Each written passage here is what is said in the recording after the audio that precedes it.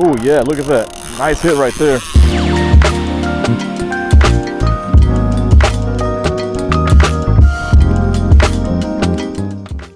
Good morning, everybody. I think I'm gonna try to do something new now.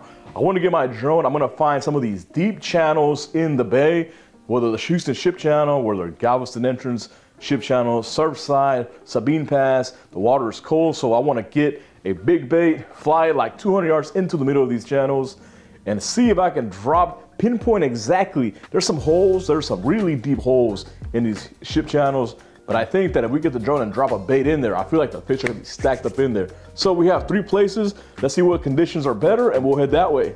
Let's go. I think the better tool for the job would be, this is a Mac 20, no. This is a 10, Mac 10, no, too heavy. Oh, I think we'll get this right here. Alijos 5 on a 7-foot medium. Oh, this is perfect. Let's take this out and fly it out and see what happens. We might need another rod here to cast bait. Most of these are my jetty setups. No, that's not gonna cut it. Let's see. Oh, perfect. Yep. Okuma Cortez with 20-pound mono, perfect for a cast up. We're gonna take this with us right now. Great. All right, so we got the combos that we need. I think we should go and head out and start looking for bait. That's always a problem this early in the morning. It's hard to find bait, finding any place that's open. But I just bought actually a bunch of fish bites. They got this crab flavor that I want to try. They got it, I think it's called like Fish Bites Pro. And like, it's like a pad like this thick. We're gonna take that with us. But first we have to go find some baits. We're gonna go casting it. Hopefully we can find some mullet. But if not, last resort, buying bait. And I hate buying bait.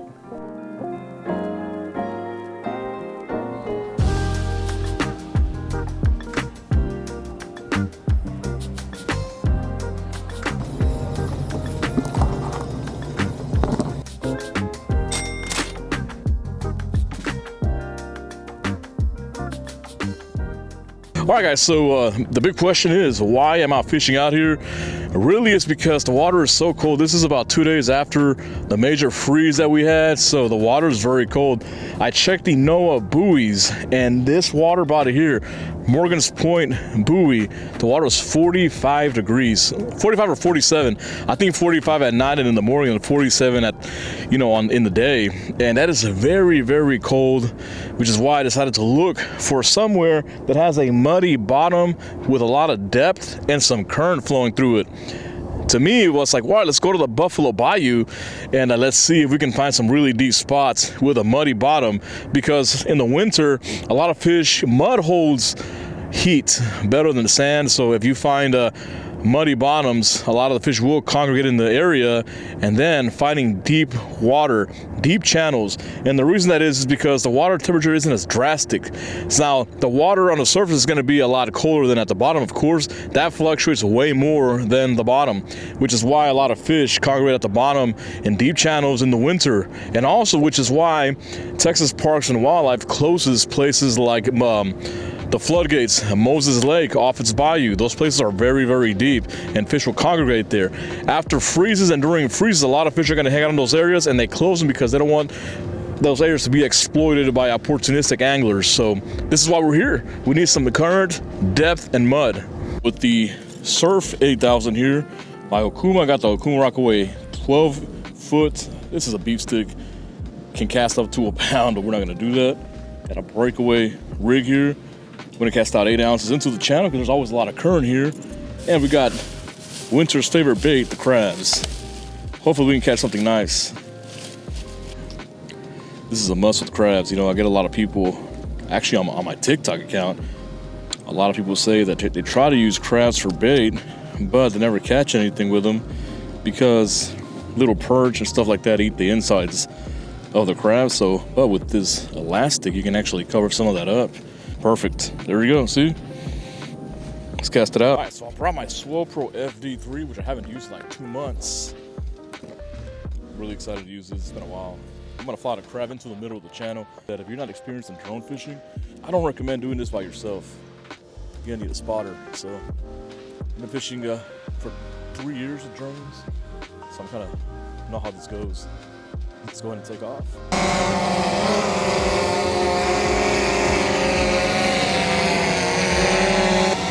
it's hard to do this with one person. Right now I'm maneuvering the drone and holding the thumb here, so I gotta make sure that I don't get a person that's flying this out, because you'd be surprised how fast this drone flies. I would like to mention that before you fly, make sure you check your airspace. I'm using air control to check the airspace. There's nothing going on here. It's safe to fly. And the app I'm using here, this is an avionics. I'm flying 200 yards into the channel, into 50 feet of water. That's far.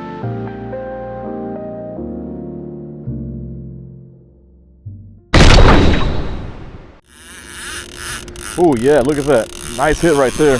This is on the drone out. Yep.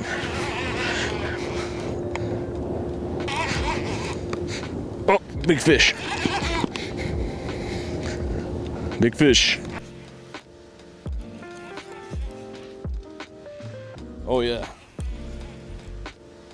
Perfect. There we go. Ooh. There we go. Perfect. Oh, it feels. Ooh. There we go.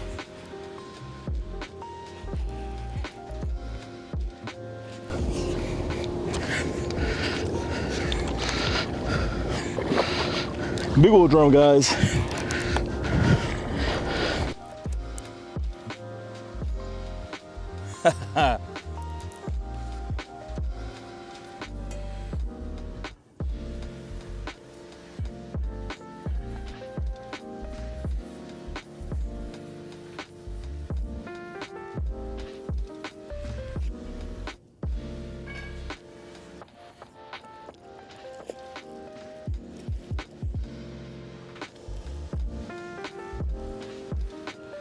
Here we go, guys. We got it up. This is hard.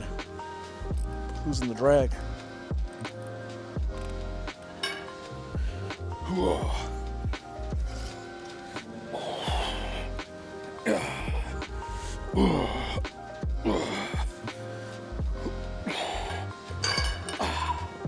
Perfect. Check it out, guys. Big old drum. This fish is really cold.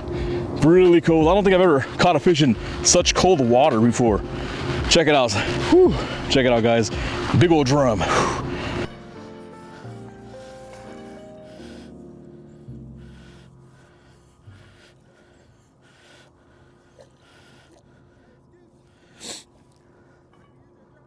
Yeah, let me let it go real quick here.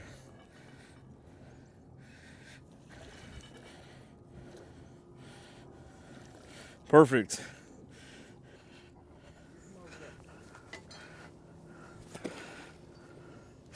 All right, bring him over here.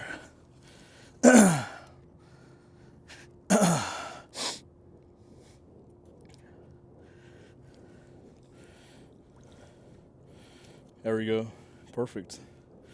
We get him right here.